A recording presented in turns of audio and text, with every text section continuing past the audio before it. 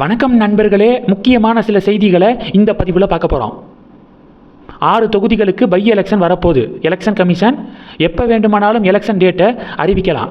ஏற்கனவே தேர்தல் ஆணையம் 6 தொகுதிகள் இருக்கக்கூடிய மாவட்ட ஆட்சித்தலைவர்கள் இருக்காங்களே, அவங்கக்கிட்ட தேர்தலுக்கான வேலைகளை பாருங்கள் அப்படின்னு சொல்லிட்டு உத்தரவு பிறப்பித்து அந்த ப்ராசஸ் நடந்துக்கு இருக்கு. இடையில் அதிமுக பை எலெக்ஷன் டேட்டை எலெக்ஷன் கமிஷன் அறிவிக்கக்கூடாது அப்படின்னு கோர்ட்டை அப்ரோச் பண்ணியிருக்காங்க. இந்த பரபரப்பான சூழலில் ஒரு பிரேக்கிங் நியூஸ் வெளிவந்திருக்கு. நடக்கக்கூடிய இடைத்தேர்தலில் அம்பாசமுத்திரம் தொகுதியில் சீமான பொது வேட்பாளராக முன்னிறுத்த போகிறாங்களாம் திராவிட கட்சிகள்.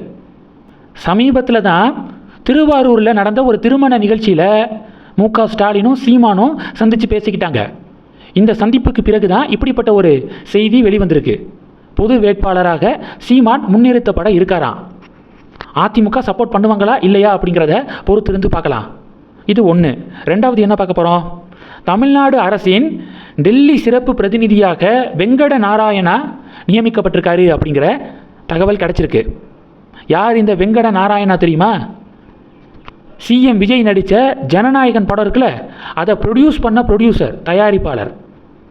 அவரை தமிழக அரசாங்கத்துடைய டெல்லி சிறப்பு பிரதிநிதி அப்படின்னு அப்பாயிண்ட் பண்ணியிருக்காங்க. இது பொலிட்டிக்கலாக பெரிய டிபேட்டை உருவாக்கியிருக்கு. மொதல் டிபேட் என்னென்னா, இந்த வெங்கட நாராயணா கர்நாடகாவுடைய முதல்வர் டி.கே. சிவகுமார் இருக்கார்ல, அவருக்கு ரொம்ப க்ளோஸு.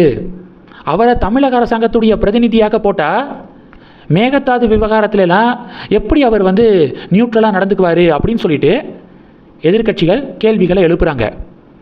இப்போ வெங்கட நாராயணாவுடைய நியமனம் அதிர்வலையை ஏற்படுத்தியிருக்கு. இது 2. மூணாவது என்ன பார்க்க போகிறோம்? மூணாவது, அண்ணாமலை அவர்கள் அமெரிக்கா பயணம் மேற்கொள்ள இருக்கார். அமெரிக்காவில் 39வது தமிழ் விழா நடைபெற இருக்குது. நியூ ஜெர்சி மாகாணம் இருக்குல்ல, அங்கே தாயகம் கடந்தும் தமிழ் வளர்ப்போம் அப்படிங்கிற பேரில் தமிழ் விழா நடக்குது. வட அமெரிக்கா தமிழ் பேரவையும் நியூ ஜெர்சி தமிழ் பேரவையும் சேர்ந்து இந்த தமிழ் விழாவை நடத்துகிறாங்க.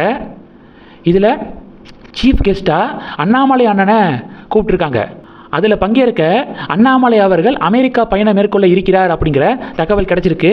ஜூலை 2, 3, 4 இந்த 3 தினங்கள் தமிழ் விழா நடக்குது நியூ ஜெர்சி மாகாணத்தில். இந்த 3 தினங்களில் என்னைக்கு அண்ணாமலை அண்ணன் பேச இருக்காரு அப்படிங்கிற அதிகாரப்பூர்வ தகவல் இன்னும் கிடைக்கல. கிடைச்சோன்னா நான் அப்டேட் பண்ணுறேன். ஆக மொத்தம் அண்ணாமலை அவர்கள் இப்போது தனியாக ஒரு இயக்கம் தொடங்கியிருக்காரு. அது அரசியல் கட்சியாக வெகு விரைவில் மாற இருக்கு. இதன் காரணமாக அமெரிக்கா பயணம் மேற்கொள்ளக்கூடிய அண்ணாமலை அவர்களுக்கு அங்கே இருக்கக்கூடிய தமிழ் மக்கள் மிக உற்சாகமான வரவேற்பை கொடுக்க ப்ரிப்பரேஷன் பண்ணிக்கிருக்காங்க. அதற்கான பணிகளை தொடங்கியிருக்காங்க அப்படிங்கிற அப்டேட்டு கிடச்சிருக்கு. இந்த செய்திகள் எல்லாத்தையும் பற்றி உங்களுடைய பார்வைகளை மறக்காமல் கமெண்ட் பண்ணுங்கள். தொடர்ந்து கணக்கில் இருங்க. அடுத்தடுத்து நிறையா பதிவுகளை பார்க்க போகிறோம். நன்றி. ஜெய் ஹிந்த்.